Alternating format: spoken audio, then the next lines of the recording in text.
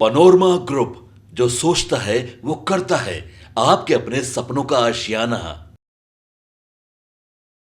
नमस्कार, भारत लाइव देख रहे हैं आप। पक्की खबर लेकर बैठे हैं।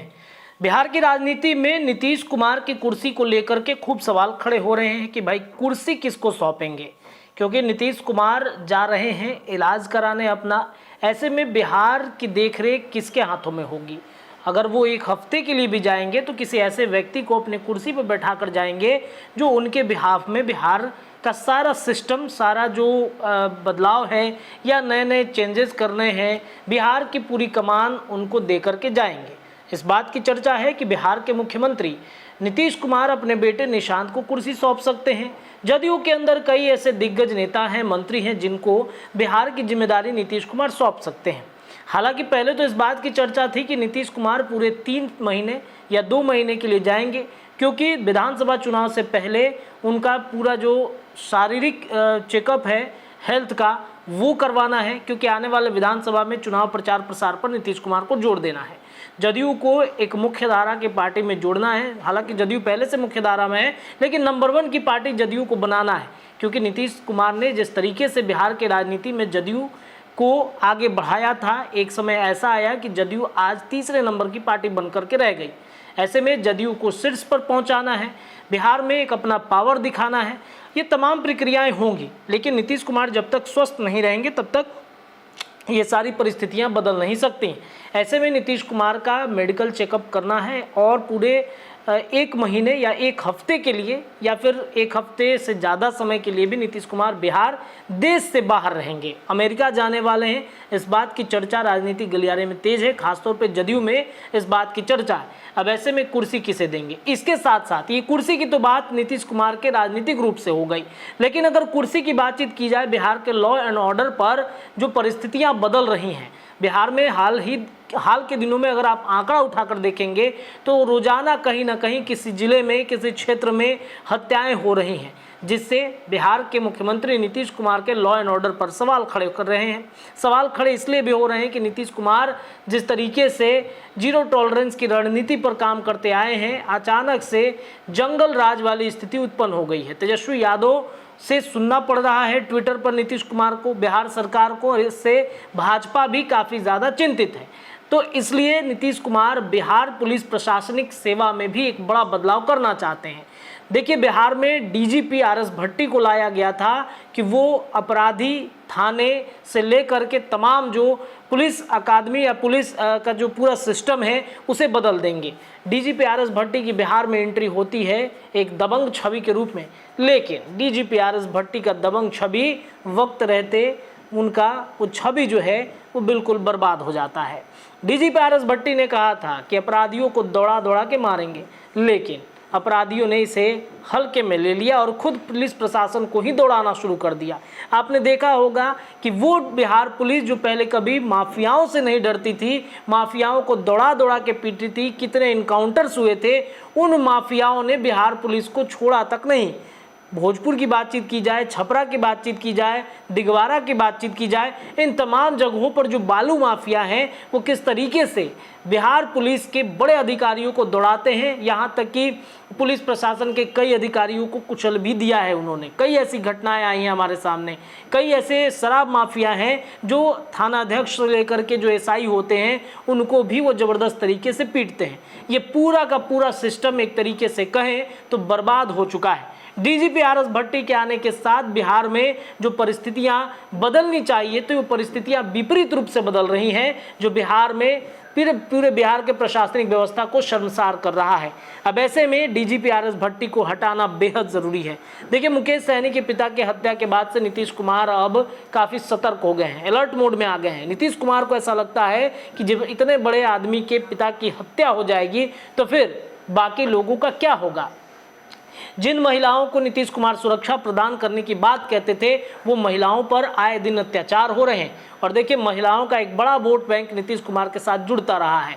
ऐसे में नीतीश कुमार ने इन सारी परिस्थितियों से निपटने के लिए चर्चा ये है कि डीजीपी की कुर्सी एक महिला कड़क अधिकारी को देने की पूरी तैयारी कर ली है। जी हाँ, आपको बता दें कि डीजीपी जो है बिहार में बदलने जा रहे हैं। हमने इस खबर को पहले ही आपको बताया था जब Nitish Kumar law and order पर बैठक कर रहे थे। पटना के बिहार के मुख्यमंत्री नीतीश कुमार के आवास पर एक बैठक चल रही थी जिसमें आर एस भट्टी भी मौजूद थे। कई दिग्गज जो प्रशासनिक अधिकारी के व्यक्ति होते हैं वो बैठे हुए थे वहाँ पर। इन सब के बीच में जो क्षण की खबर ये आ रही है कि डीजीपी आर एस भट्टी को रिटायरमेंट से 2-3 महीने पहले ही नीतीश कुमार रिटायर कर रहे हैं और उन्हें हटाकर एक कड़क अधिकारी को बैठाना चाहते हैं जो पूरे सिस्टम को बदल दे। थाना की स्थिति खराब हो चुकी है, घूसखोरी लगातार बढ़ रहा है, थानाध्यक्ष से लेकर एसआई तक सब करप्ट होते चले गए हैं।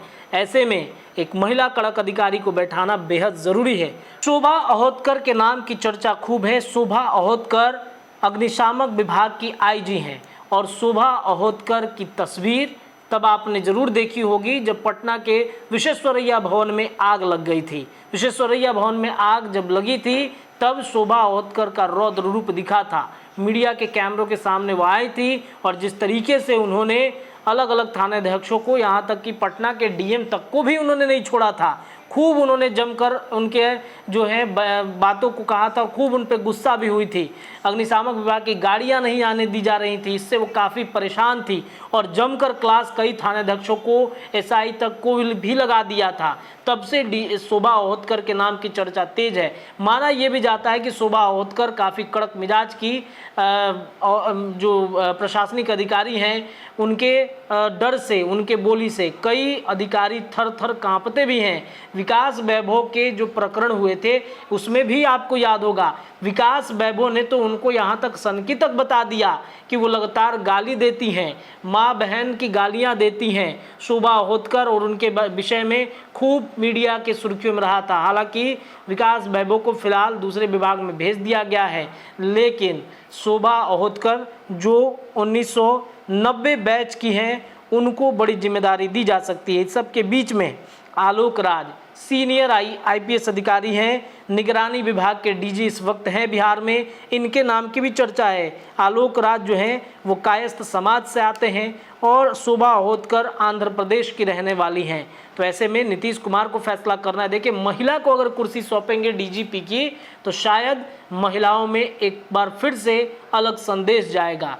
महिलाओं के वोट बैंक में भारतीय जनता पार्टी ने भी सेंधमारी करने की कोशिश की है, आरजेडी भी सेंधमारी करने की कोशिश कर रहा है। इधर प्रशांत किशोर ने कह दिया है कि विधानसभा में 40 सीटों पर महिलाओं को हम लड़ाएंगे। तो ऐसे में नीतीश कुमार को यह तय करना है कि आने वाले वक्त में किसे डीजीपी बनाएंगे। शोभा अहोतकर की पैरवी खूब चल रही है। इसके पहले जब आर एस भट्टी को आना था बिहार में, केंद्रीय प्रतिनियुक्ति से बिहार के डीजीपी बनाए जा रहे थे, तब भी शोभा अहोतकर के नाम की चर्चा खूब चल रही थी। एक बार फिर से ये लिस्ट में है, आलोक राज भी हैं। अब देखना बड़ा दिलचस्प होगा कि नीतीश का फैसला कितना खास होता है। लेकिन इतना तय मानिए कि नीतीश कुमार शोभा अहोतकर को लेकर इस बार विचार कर सकते हैं। लेकिन उनके सामने सबसे बड़ी विडंबना ये है कि आलोक राज जो सीनियर आईपीएस अधिकारी हैं वो कहीं ना कहीं इस मामले में आगे चल रहे हैं, क्योंकि सीनियर अधिकारी हैं। 90 बैच के शोभा अहोतकर हैं और 89 बैच के आलोक राज हैं। तो ऐसे में देखना बड़ा दिलचस्प होगा कि क्या कुछ फैसला नीतीश कुमार करते हैं। फिलहाल के लिए इतना ही। जुड़े रहिए भारत लाइव पर, लगातार खबरें आपको मिलेंगी। बहुत बहुत धन्यवाद। पनोरमा ग्रुप, जो सोचता है वो करता है। अगर ये वीडियो पसंद आई और वह बिहार के राजनीति और बिहारियत से सरोकार रखेनी तो सब्सक्राइब बटन दबा के चैनल के सब्सक्राइब कर ली। ओजे एगो घंटी बा, ओकरा बटन दबा देला से कुल सटीक और मारक खबर रुआ मुफ्त में मिल जाई। अगर रुआ पत्रकारिता के हमनी के नया प्रयोग में सहयोग कर चाहतानी तो ज्वाइन बटन दबा दी। पेटीएम नंबर नोट कर ली 9386816700। धन्यवाद।